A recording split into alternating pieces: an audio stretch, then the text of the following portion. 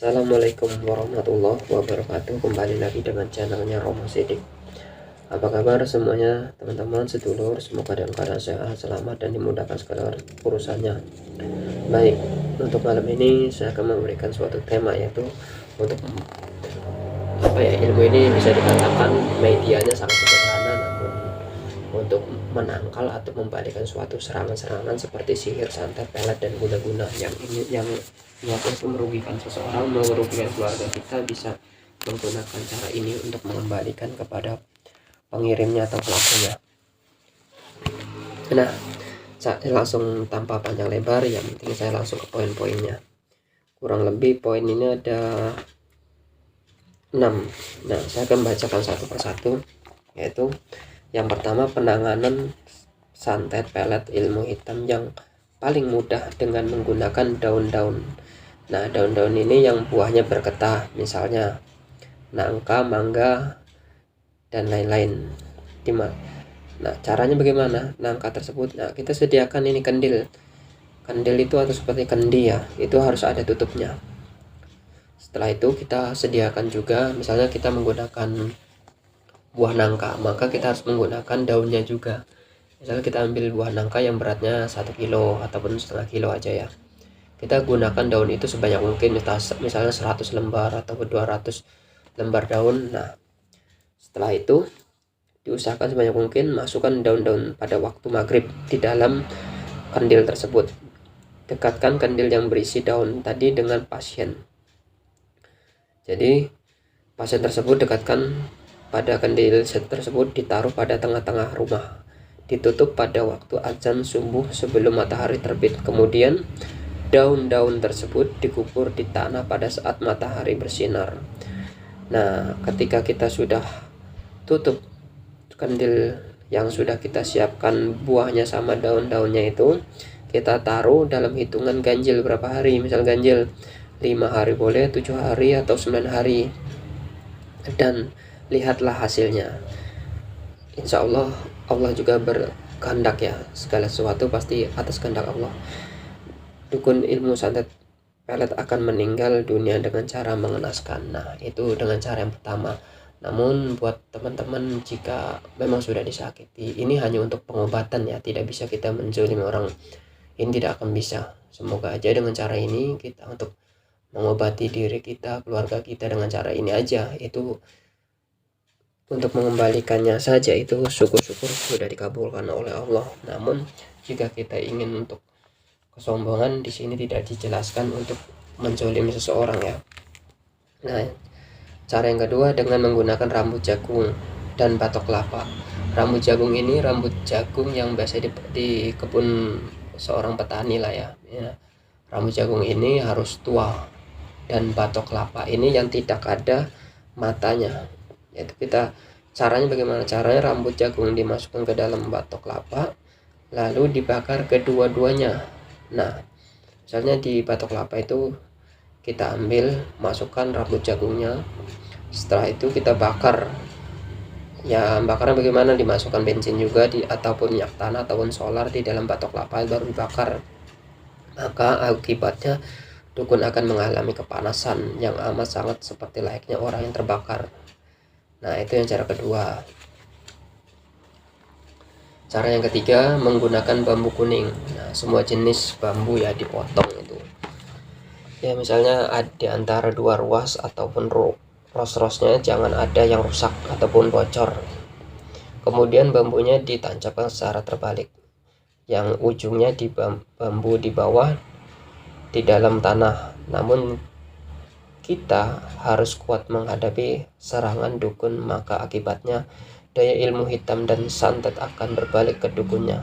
Akan tetapi kita harus waspada dan hati-hati, karena kemungkinan dukunnya akan mengerahkan ilmunya karena dia merasa kalau ilmunya gagal untuk diterapkan, dan tanda-tanda kalau dukunnya menyerang kembali, bambu akan meledak. Nah, bambu tersebut itu misalnya dua ruas ya, itu dipotong 2. Misalnya bagian ujung itu kita tancapkan ke bagian tanah, dan bagian bawahnya itu kita taruh di posisi atas tanah. Jadi posisi ditanamnya terbalik ya. Itu cara yang ketiga. Cara yang keempat dengan menggunakan cabai kering. Nah, cabai rawit kering ya, biasa itu banyak di toko-toko atau sembako atau di pasar itu, dibakar di rumah yang terkena santet ataupun pelet. Nah, fungsinya apa? Khasiatnya untuk menghilangkan konsentrasi dukun atau sihirnya akan hilang setelah Anda melakukan hal tersebut. Nah, itu cara yang keempat. Cara yang kelima dengan menuliskan nama dukunnya di secarcik kertas. Misalnya kita sudah tahu nih, kita nggak boleh. Misal gini, ada kita kerja, memang orang itu memang punya ilmu hitam, misalnya namanya si A, dia mengatakan, oh kamu nanti saya santet ya. Nama kita udah tahu nama si A.